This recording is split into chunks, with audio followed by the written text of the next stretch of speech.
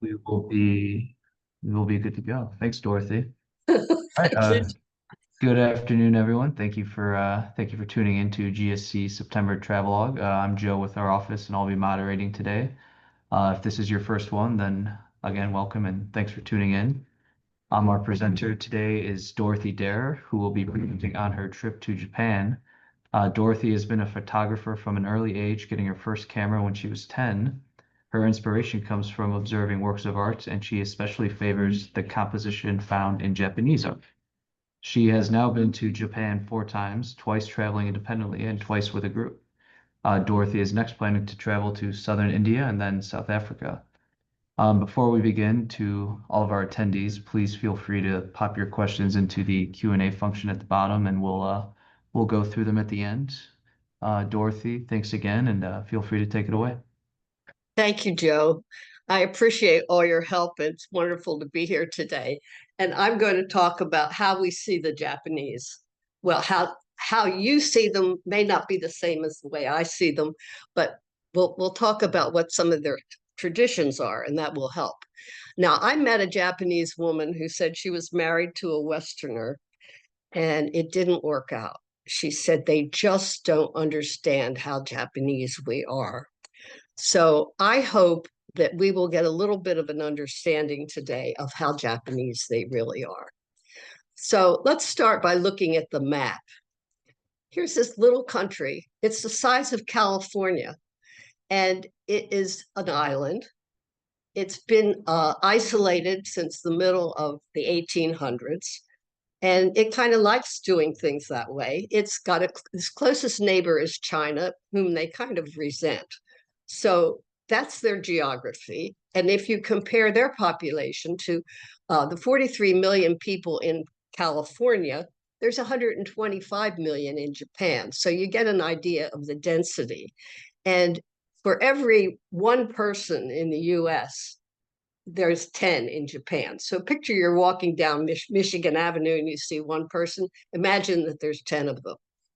So what I'm not going to do here is take you on a tour and tell you how to get there and where to stay and what to eat.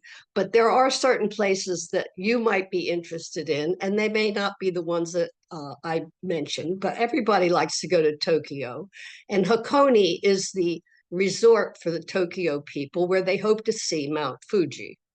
And Kanazawa is a very interesting city because it's where the samurai were headquartered. And Shirakawa is very interesting because that's the thatched roof town, village. Kyoto is considered to be over touristed, but it's still wonderful. And Ise is the most sacred shrine in Japan. And Miyajima is a very interesting resort across from Hiroshima. So, who are the Japanese? Well, to start with, it's confusing because they are both Shinto and Buddhist. They're 90% Shinto and 75% Buddhist. So think about it. They already can handle complex situations. Shinto is an indigenous religion of Japan, and it's practiced only in Japan. It revolves around supernatural entities called kami. And the kami are found in nature or in maybe just objects, and you'll see a very unusual object as we go along. And one of their principles is cleanliness and bathing before worship. So at all the Shinto shrines, you'll see a watering place where you can cleanse yourself. And if you want to summon the gods, you can ring the bell. If you want to post an issue, thank you, or a prayer, you notice it's not at an altar. It's hanging on a rock. And if it's a big issue or a big prayer, you may hang it between two trees. And all these little papers are prayers and wishes. Now, this is one of my favorite sites. We're walking along in the woods behind the Nara temple, and suddenly there's a car in this garden, and here comes the Shinto priest, and has a following of people. You see some of them. They are blessing the car because if you have Shinto and you put the car in the woods, it has a better chance of having a good blessing. Now, Buddhism didn't originate in Japan. It originated in India. It has 320 million followers.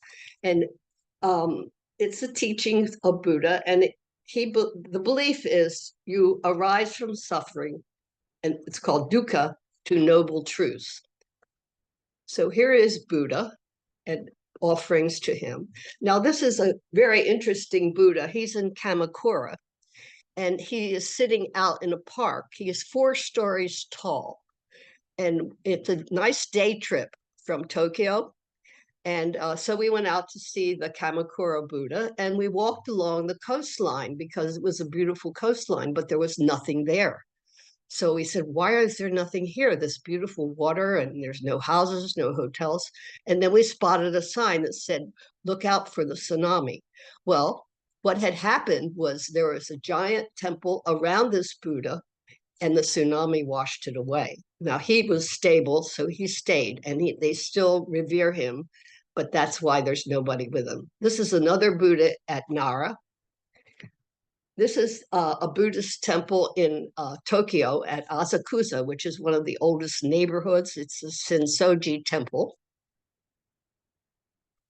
And at all the Buddhist temples, you will see people putting ashes on their forehead. And it's not that it's not anything more than a tribute to Buddha.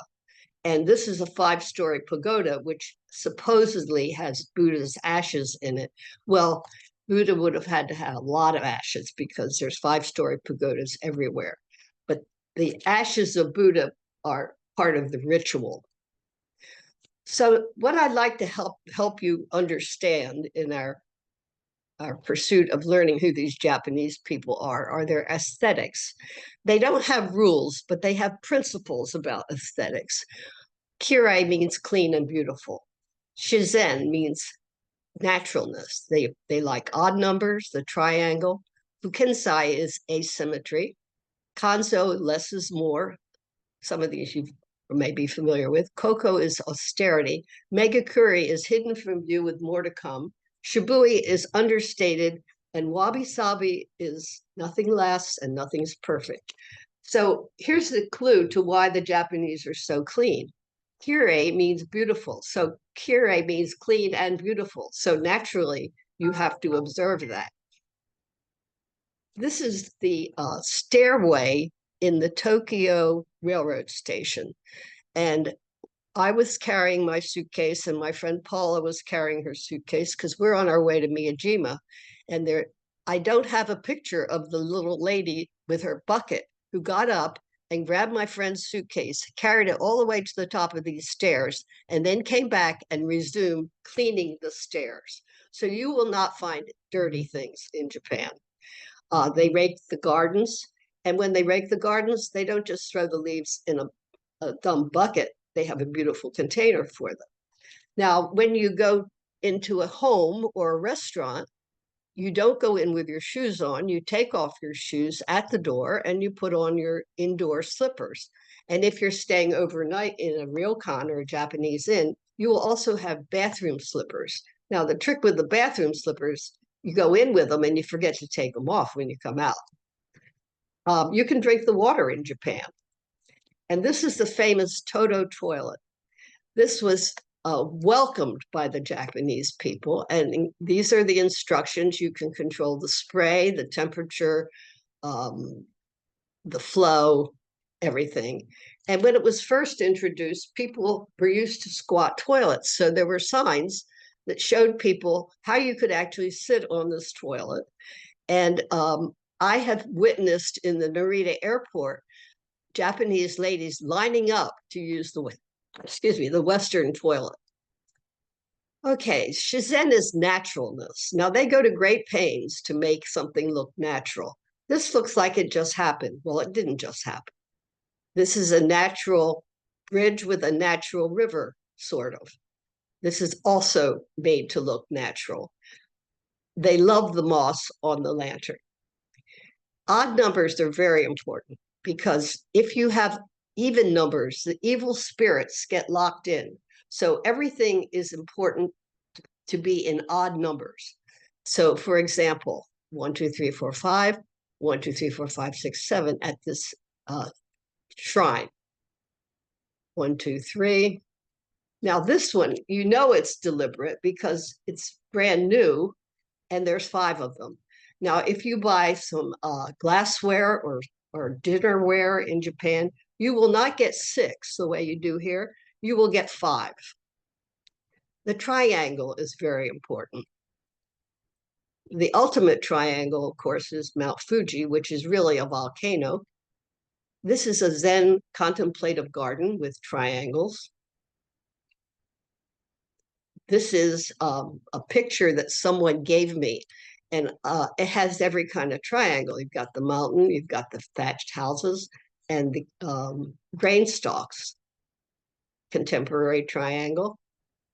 This is also sand in a contemplative garden. Triangle walkway.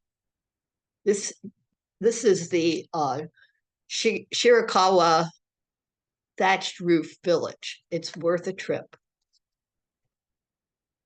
Asymmetry is important. Now, here's a straight line of a path, but it's not symmetrical because the texture is one way here, then it changes again. This is also not symmetrical. This is somebody's garden. This is right in front of somebody's house.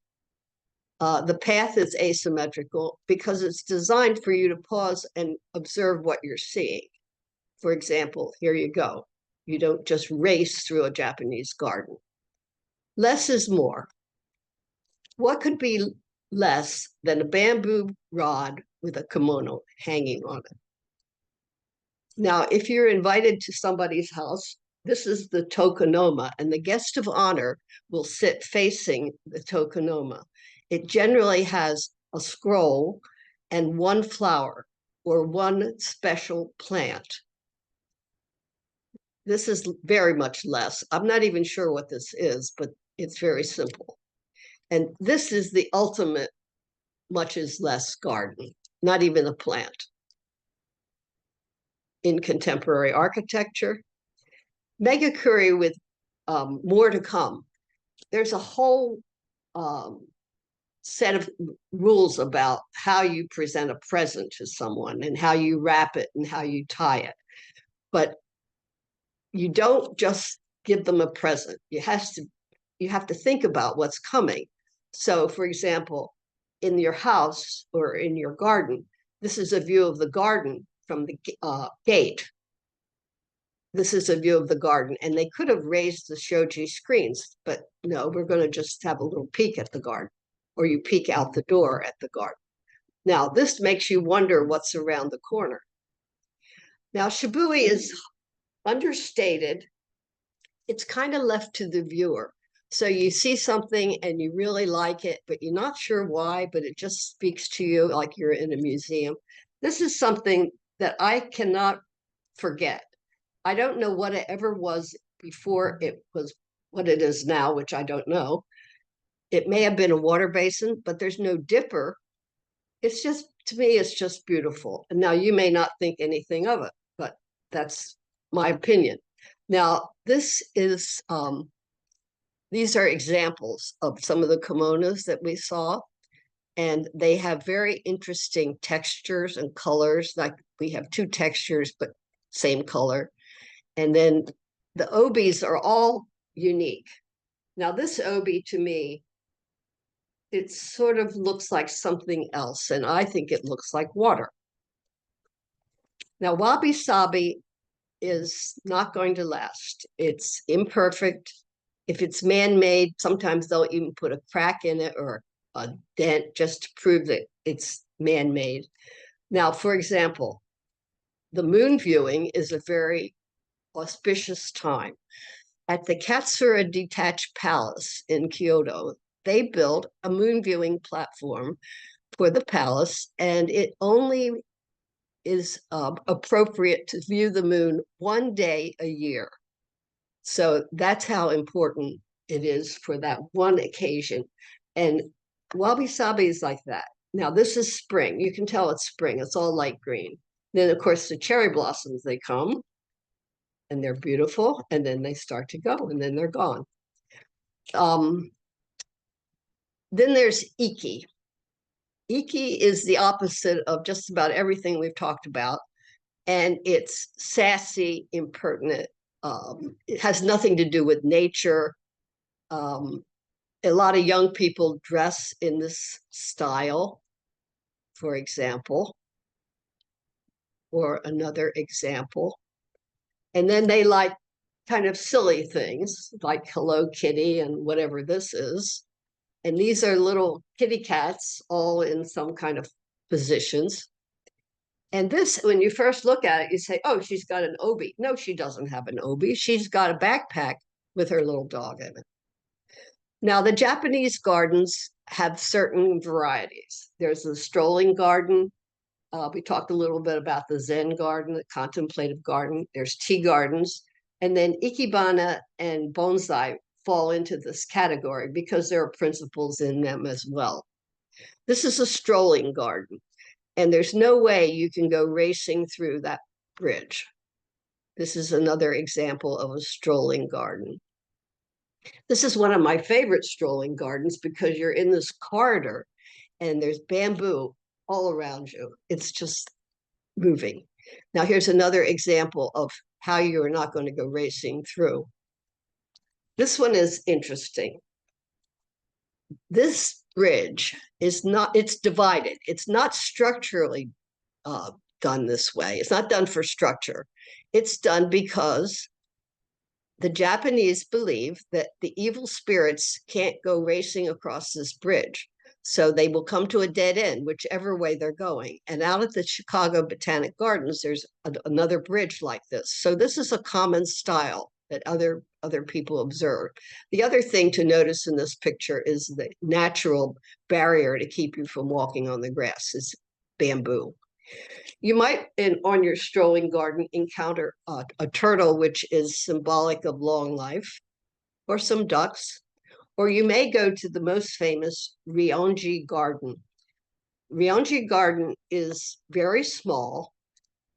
Probably a dozen people can go in there at a time. It's in Kyoto, and you cannot, I don't care how wide angle you have, you can't get a picture of this whole thing. But this is a model that was at the entrance, and I thought, well, that shows it pretty well. Each uh, collection of stones is an odd number, and if you add up all the stones, it adds up to an odd number. So this was my one picture or two of inside. I'm sitting on a little edge of this shrine, and there's the three elements. Now, this is also a contemplative garden. This is sand, and how you do it, I have no idea, but I've seen it twice, and it does stay like this. Another thing you might see in the garden is a rock tied with a rope. And this gets into the megakuri thing, like well, there's more to come, and you wrap a present. But and it's also very Shinto because it's a natural object. Now, this rock was placed there. I did not decide that it would make these two pieces compatible. Perhaps that's why they're there. I don't know.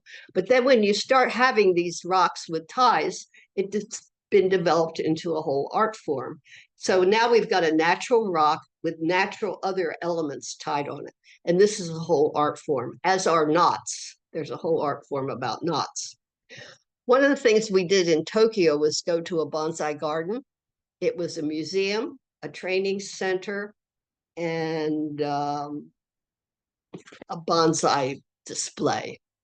So this was the equivalent of a tokonoma with a vertical bonsai. And they can also be horizontal. And if you're very lucky, you have two beautiful scrolls that you could work with. And these are some of the trees. Now, a bonsai tree is not to be used as a house plant. You pick one that is compatible with your climate, and you leave it in the climate all year round. So if in Chicago, you'd have to have a plant that would survive in very bitter winter weather. And, and the aim is to make it look old, and then it will eventually become old, as this plant is hundreds hundreds of years old. And it's gotten a little top heavy because you can see it's graced up. But this was the oldest plant in this bonsai garden. Some of the ladies who were visiting that day. And the overview, you can see all the plants in the back. Okay, now a lot of people were put off by Japanese food because they don't know what it is. So let's see what we eat. You might get a bento box on the airplane, or you might pick it up in the train station.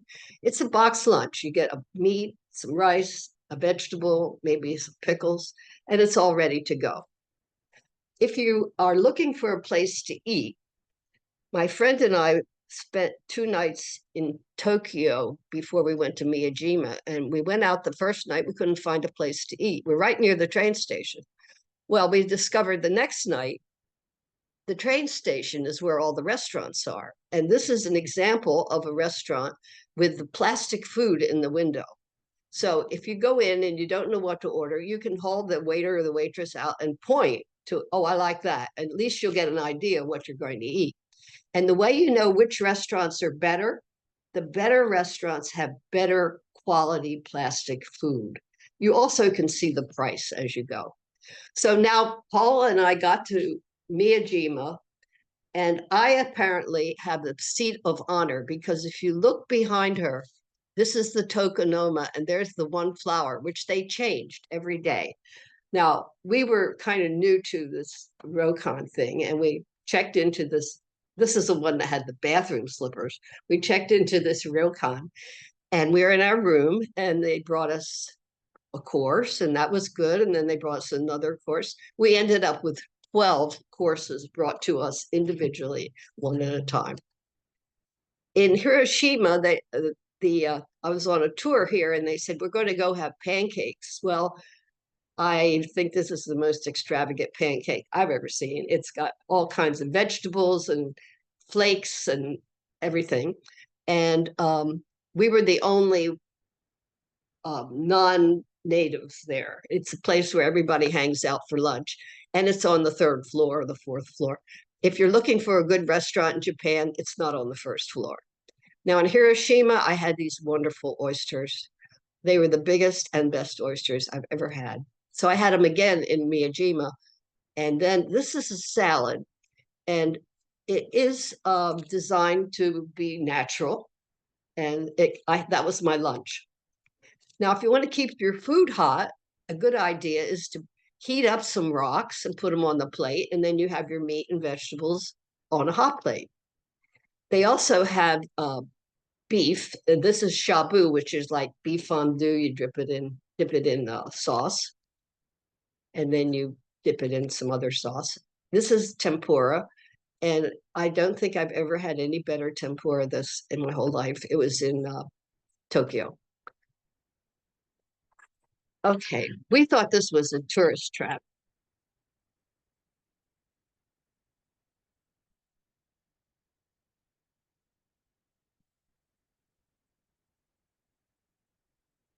It's pretty funny. Um, we said, oh, that must just be for tourists, but we decided we'd try it out. There were three of us, and it wasn't. It was only the natives, the regulars that were there. And so we got through the QR code, we got to the Japanese menu, and then they didn't have those things. But we managed to find three dishes that had crab. And this restaurant actually is a chain. There was another one in Hiroshima. Now, Japan is famous for their Kobe beef. And what they do is they massage the cows so that the fat is marbled into the beef. And there's not all Kobe beef is the best. So it's different qualities. This is probably, we didn't have this, but that's probably lesser quality. This is one of our fancy meals. And we have maybe three of the dishes. It's the beginning of the meal. This is a dessert. Now, presentation is a very important thing. This was sashimi. That was one course. You see, there's nothing else around. You can also go to the patisserie. On one of my trips, we had corn boiled up in the mountains. And this guy is selling street food out of his little pickup truck. And we could eat street food any place we wanted to go. We had a grilled sweet potato, we had dumplings, and it's a good way to go on a budget because you could end up spending a lot of money in what looks like a very um, low key restaurant. She's got her ice cream cone. Now, this was the end of my Buddhist career. I thought I would like to be a Buddhist monk because I like the garden, I like raking it, and I thought this would be so calming and wonderful. And then I found out that they eat fermented beans, and I decided maybe I'd have to give up my career as a Buddhist monk. One trip, we went out and picked some kind of green things to make our own sushi, and here we are making the sushi, and it turned out pretty nice, I think, for a bunch of people that don't know what they're doing. This is my favorite dish. I don't know what it is. I think it's a cookie or a cake, but apparently you cut it with that knife. It's a dessert. It has a beautiful plate. It's very simple. And you notice it is asymmetrical and it has 5 sides. Okay, how will you travel? Well, you want to go on the bullet train, of course, and you have to be exactly where you're going to board, where your seat is, because it only stops very quickly. And when you get out, you have to be at the door so you can get out very quickly. And if you're in Hakone, you can take this kind of crazy little boat across the lake. Uh, Japanese take this as well. You can take a cable car, a lot of bicycles. They park them at McDonald's. This guy's probably going to work on his bicycle. And these ladies are strolling in the garden.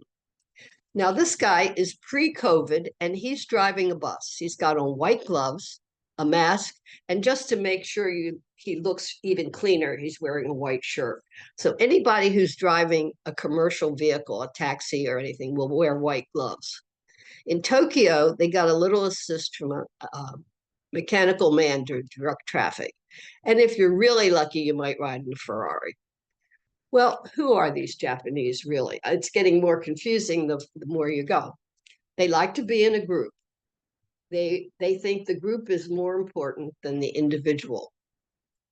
And this lady is taking these kids on a field trip in a strolling garden. Now, picture taking a bunch of maybe eighth graders walking around a garden. I don't think she'll have a bit of trouble with them. Now, these girls, they're all dressed alike. That's probably their school uniform, but they all went shopping. They apparently all went to the same place, and they all probably bought the same thing. Okay, I have to explain to you about the haniwa. Haniwa is terracotta sculptures that were tomb objects. They existed in this period called Kofun from the 3rd to the 6th century AD. And they are the prime exhibit in the Tokyo Museum. Now, this is a Haniwa horse at the Art Institute. This is as close as you'll get to him because he's behind glass. This is a Haniwa horse in the Tokyo Museum. And this is the display. This is so amazing because these figures, because they're clay, they shouldn't be behind glass because you would see the texture. But this is not alarmed. This little wire here just has the description of what it is. So you can walk right up to these. And it's amazing that the people are so trusting. See, there's a person right there. That nobody is going to damage these or run off with them. And they're all so interesting. Here's a little dog. She's got her tray. She's cooking. This is another, they have more than one horse here, and he's also not behind glass. Okay. Japanese love their computer games. They're very technologically savvy. Now, this young woman is dressed in Western clothing, but she's got her eye on this kimono. And these little girls have either purchased all these kimonos, but they're having a great time, whatever they're doing, or they may have rented them for the day. This is fairly recent that you can rent a kimono for the day. They sell fans because they may need them. They're all beautiful, but it's very hot and humid in the summer, and not every place has air conditioning. So you'll see fans. We took our hand at MAIKO drumming. It's really fun to do. I wish I could do it all the time. Now, this is in a very new shopping mall, but it looks so ancient. It looks like it was there forever. Okay, so here's our little MAIKO and geisha. The geisha and MAIKO are, well, first of all, they have a reputation that is not correct. These women are not sex workers. They are classically trained entertainers. Now, the geisha, she's probably in her 20s. She's in this video that I'm going to show you, she will be playing an instrument and singing. And the MAIKO, this little girl is 15, and she's a geisha apprentice, and she will train for years to be a geisha. And the geishas are not indentured servants. They can come and go as they please. They can work as long as they want to. So the reputation they have is not really correct. So here's how they look standing. And then from the back, a geisha has a folded up obi, but a MAIKO has a trailing obi. So if you see them on the street, you'll know that which is which. So this is the MAIKO. Now I'm going to show you a video, and it's a little long, but I want you to notice that her movements are illustrating a song, and it's a story. I don't know what the story is, but that's what the movements represent. And then at the end, I want you to notice how she gets down to the floor and gets back up again.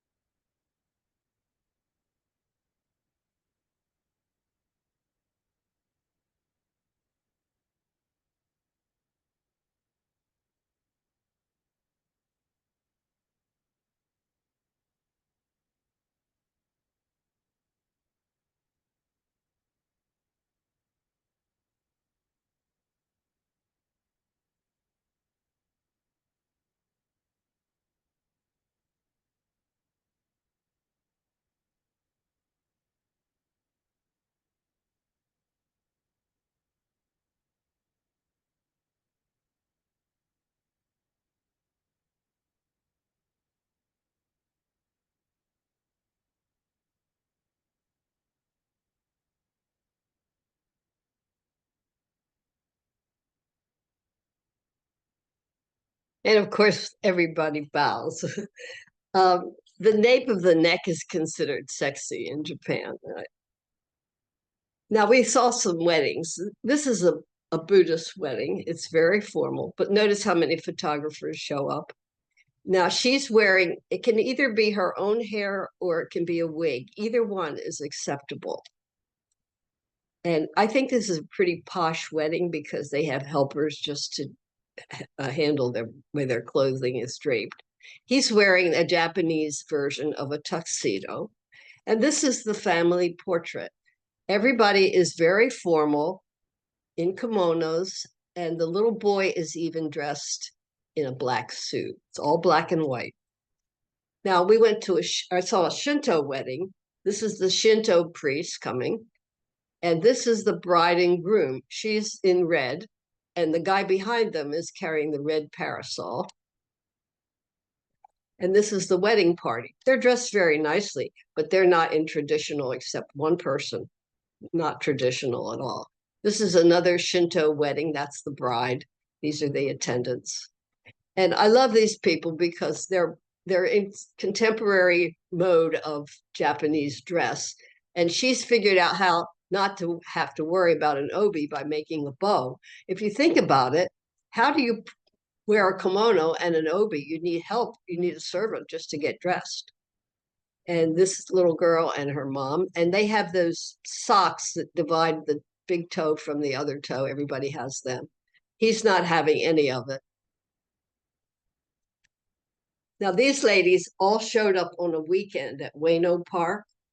And the interesting thing about them, every kimono is different. Every obi is different and unique. The lady in the red coat has a kimono coat, and the ages are all different. There's older people and younger people. I never found out where they were going. And the obi can be anything, and you hardly ever see any alike. Now, this is a traditional look, and this is not. This lady, I think, gets surprised for the most unusual outfit with the matching checkered bag, but then a pink obi to go with it. Okay, here are some of your top 10 sites. I'll just go through them quickly.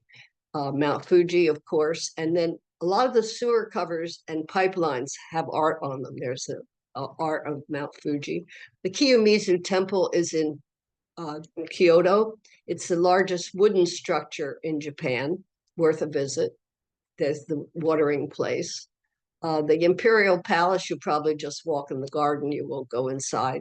The Kinkakuji Temple was once a residence. It burned to the ground, and there's a phoenix on top because it was redone. The Nijo Castle is in Kyoto, and it has famous nightingale floors. And the purpose, these are designed to squeak so that when the shogun is in there, he can't be ambushed because he will hear the squeaking of the floors. And it has a beautiful gate. It's considered one of the most beautiful gates in Japan. It's all very understated except for the brass. And on the sides of the temples, there's a number of lines. And if there are 5 lines, it's the highest level. Beautiful stonework, and we will not be scribbling on the walls. If you're going to a shrine, it will be not painted red. It will be a Shinto shrine is more observant of nature. This is outside of Tokyo in the woods. This is in Kanazawa, beautiful garden there, and the sewer cover to match the lantern. The Shirakawa is the thatched village I talked about, and it's very carefully maintained, no smoking, sewer cover to go with it. And I love this water line. This is what the roof looks like from below. And while we were there, they were fixing the roof. And when it snows, they all get out and shovel the snow off the roofs. Now at Nara, there's this giant temple and the deer. Now the deer are protected because they're part of the Shinto religion. And it's said that they bring messages from the gods. So they come around and they're very friendly. All they want is to be fed. This is the Todaiji temple and Buddha and the ashes on your forehead. The big gate. Now, obviously, she is not afraid, and he doesn't mind her either. Now, if you're really lucky, you will get one of the deer to pose in your family portrait. This is a great place for kids because they can't get wrong. They can't get in trouble. And of course, the Japanese always have cameras. And you can bring your dog. Tokyo has a population of 34 million. Kyoto, 1.4 million. So when they talk about over tourism in Kyoto, this is, you can understand it. But Tokyo has always had a lot of people, so they know how to handle it. So this is the Shibuya crossing. And what happens is on the green light, everybody crosses. You can see the green light somewhere. There it is.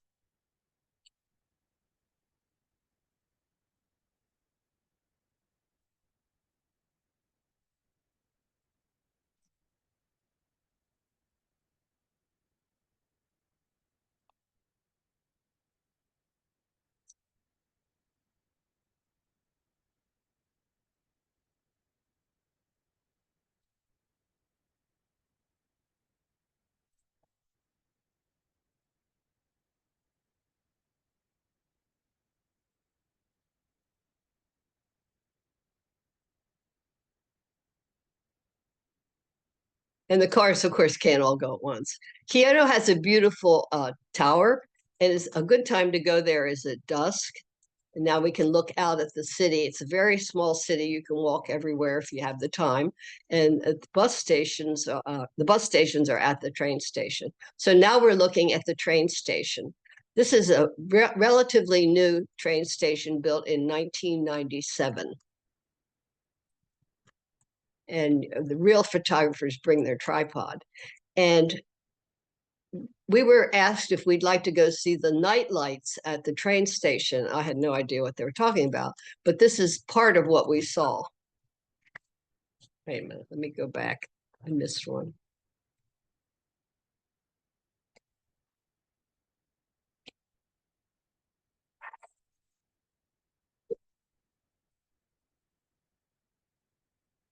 That one is very staged. Okay. Okay, so then our group goes up, and you can go all the way to the top and walk down these stairs. They went up halfway. And some of those people walking down the stairs are our group, and some of them are just some other people that decided they wanted to do this.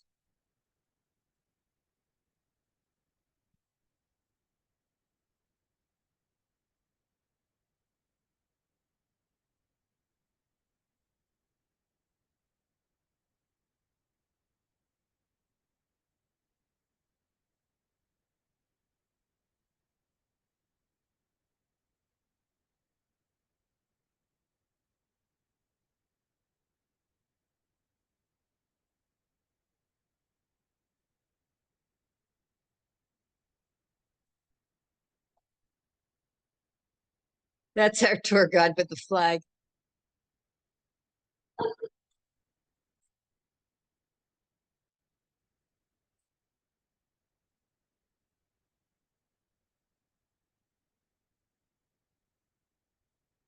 One of the most famous places in Kyoto is this Fushimi Inari Shrine.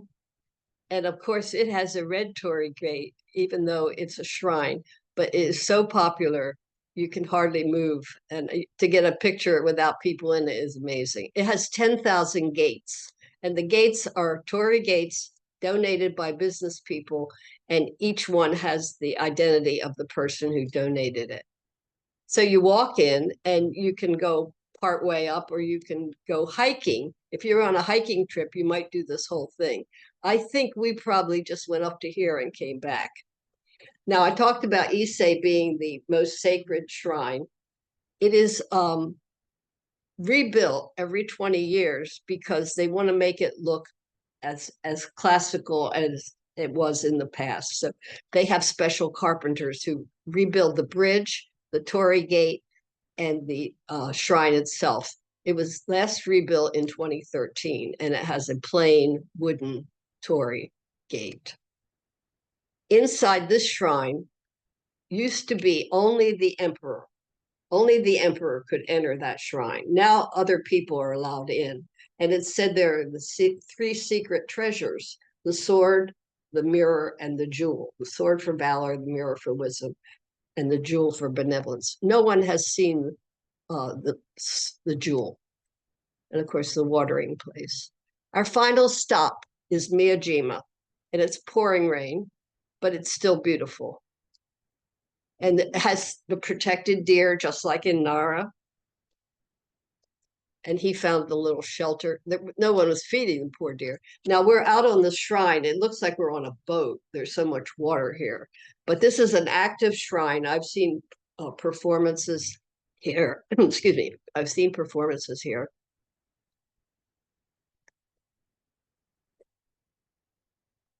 And this is the sake stashed away for the winter. And the other thing about this shrine, it's it's the tide comes in and you can see it on the beach or you can see it in the water depending on what the tide is. So we saw a little of both. It's across the water from Hiroshima. And arigato, sayonara. These are my references. And I'll take questions.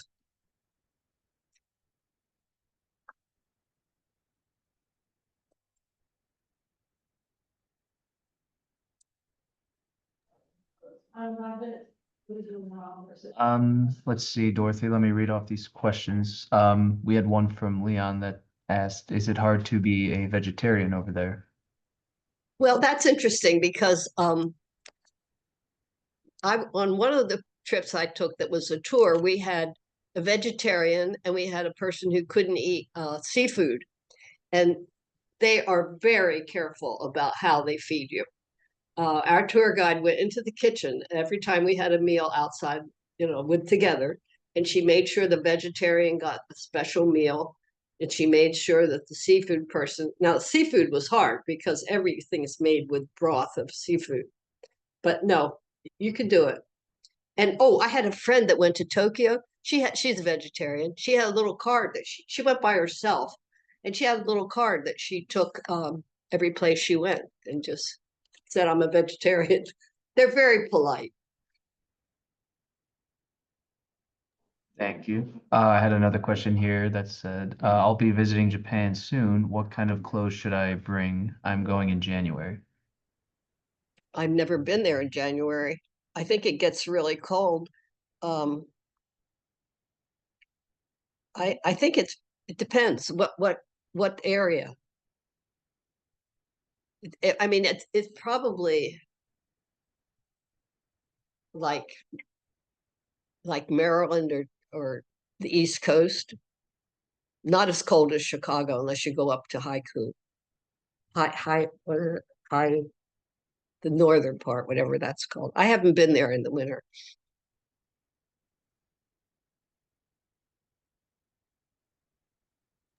Let's see, the next question we had was, why was it so crowded on the stairs at the night light show? That was from Leon. Why was it so crowded? Yeah.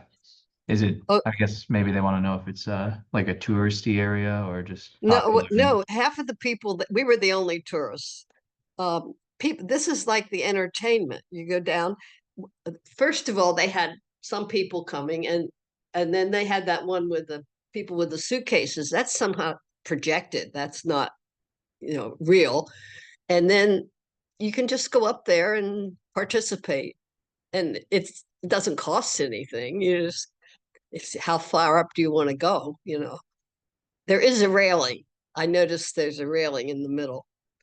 Yeah. The next question we has, what company did you travel with? Oh, I've been twice on my own, and the first time we worked with Japan Travel Bureau. They can book any kind of trip at any price and any destination, and it's still an independent trip.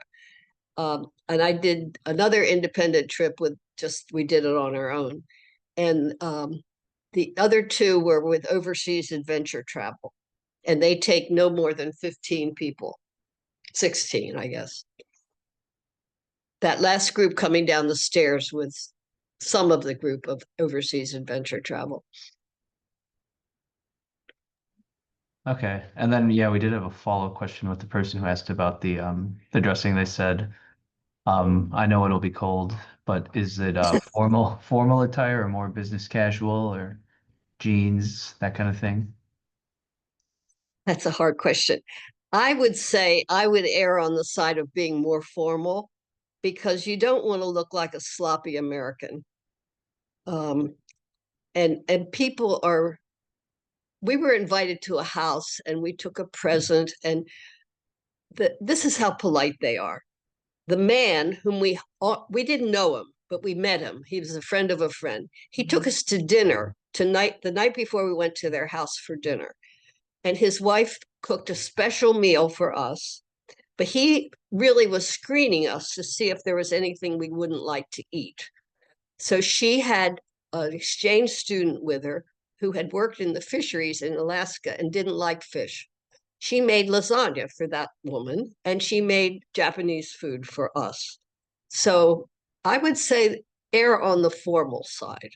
I mean, you don't, those people that had the shorts in that coming down the stairs, that wasn't good. I didn't like that. They shouldn't have dressed like that. Yeah, it Or you looks. could rent a kimono. Yeah, I'm sure you could buy one there, just wear that on your trip. Let's see. Last question, it looks like, was beautiful photos. How many trips did it take to bring this presentation to us? Because you said you went 4 times, correct? I Or was went it? 4 times. Okay. Well, the parts I haven't shown you, there's a parade where they all dress in ancient costumes. I mean, I had a hard time making this short enough. Um, because the thing about photography is you isolate your subject. Well, the thing about a presentation, you can't show everything and you can't talk so much. And I worked and worked to get this short enough that I knew there'd be questions and questions that I can't answer. It looks like we did have one more. Do they Okay. speak a lot of English over there? And are there any simple Japanese phrases to know? Yeah. Oh, konnichiwa is good morning. Konbanwa is good evening. Arigato, thank you. They don't really say sayonara. That's just, I don't know what that is, but that they don't say that. And they think they don't speak English. But if you stop somebody on the street and ask directions, they'll speak English. They don't want to make a mistake, so that they're very shy about it. Yeah, no, that makes sense. I feel like with all the Americans that travel there, they'd have to know some, right? So, Yeah, konnichiwa will get you a lot. yeah. Okay, I think that was all the questions we had. So Dorothy, thanks again for presenting. That was a great presentation. And thank you everyone who attended today, and we will see you at the next one. And And keep thank an you, eye out Joe, for for. all your help with the technical Oh stuff. yeah, of course. It worked out okay. Everything. Eventually, yeah, we Yeah, got it. we got there. So Thank all you. right. Have a good rest Bye of your day. bye. Bye.